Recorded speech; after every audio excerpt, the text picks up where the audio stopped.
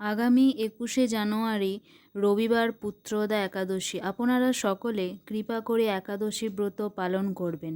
পুত্রদা একাদশী মাহাত্ম্য। যুধিষ্ঠির বললেন, হে কৃষ্ণ, পৌষ মাসের শুক্লপক্ষের একাদশীর নাম কি?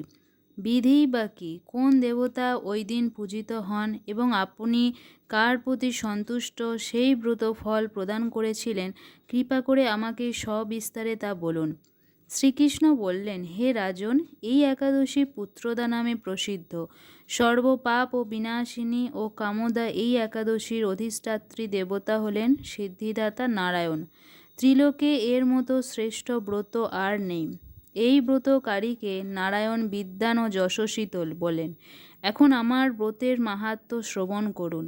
ভদ্রাবতী পুরীতে সুকেতু মান নামে এক রাজা ছিলেন। তার রানীর নাম ছিল শৈবা। রাজ দম্পতি বেশ সুখেই দিন যাপন করছিলেন। বংশ রক্ষার জন্য বহুদিন ধরে ধর্মকর্মের অনুষ্ঠান করেও যখন পুত্রলাভ হলো না, তখন রাজা দুশ্চিন্তার কাতর হয়ে পড়লেন। তাই সকল ঐশ্বর্যবান হয়েও পুত্রহীন রাজার মনে কোনো সুখ ছিল না। তিনি ভাবতেন, পুত্রহীনের জন্ম বৃথা ও গৃহশূন্য। পিতৃদেব মনুষ্যলোকের কাছে যে ঋণ শাস্ত্রে উল্লেখ আছে তা পুত্র বিনা পরিশোধ হয় না। পুত্রবান জনের এই জগতে যশলাভ ও উত্তম গতি লাভ হয় ও তাদের আয়ু, আরোগ্য, সম্পত্তি প্রভৃতি বিদ্যমান থাকে। নানা দুশ্চিন্তাগ্রস্ত রাজা আত্মহত্যা করবেন বলে স্থির করলেন, কিন্তু পরে বিচার করে দেখলেন আত্মহত্যা মহাপাপ। এর ফলে কেবল দেহের বিনাশ মাত্র হবে, কিন্তু আমার পুত্রহীনতা তো দূর হবে না। তারপর একদিন রাজা নিবিড় মনে গমন করলেন। বনভ্রমণ করতে করতে দ্বিপ্রহর অতিক্রান্ত হলে রাজা ক্ষুধা তৃষ্ণায় কাতর হলেন। এদিক ওদিক জলাদির অনুসন্ধান করতে লাগলেন। তিনি চক্রবাক, রাজহংস এবং নানা রকম মাছে পরিপূর্ণ একটি মনোরম সরোবর দেখতে পেলেন। সরোবরের কাছে মুনিদের একটি আশ্রম ছিল। তিনি সেখানে উপস্থিত হলেন।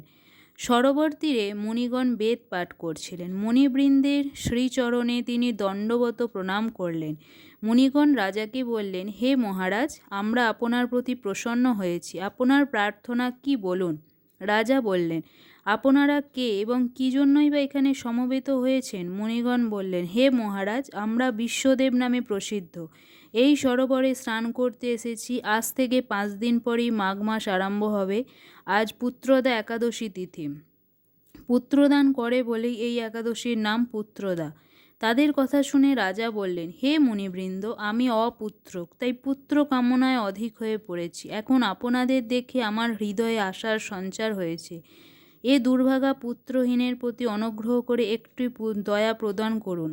মুনিগণ বললেন, হে মহারাজ, আজ সেই পুত্রদা একাদশী, তাই আপনি এই একাদশী ব্রত পালন করুন। ভগবান শ্রী কেশবের অনুগ্রহে অবশ্যই আপনার পুত্র লাভ হবে। মুনিদের কথা শোনার পর যথাবিধানে রাজা কেবল ফলমূলাদি আহার করে সেই ব্রত অনুষ্ঠান করলেন।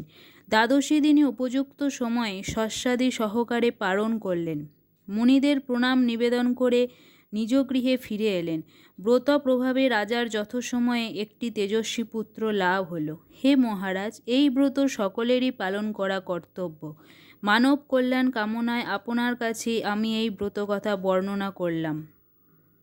নিষ্ঠা সহকারে যারা এই পুত্রদা একাদশী ব্রত পালন করবে, তারা পুত নামক নরক থেকে পরিত্রাণ লাভ করবে। এই ব্রতকথা শ্রবণ কীর্তনে অগ্নিষ্টম যজ্ঞের ফল পাওয়া যায়। ব্রহ্মাণ্ড পুরাণে এই মাহাত্ম্য বর্ণনা করা হয়েছে। নমস্কার।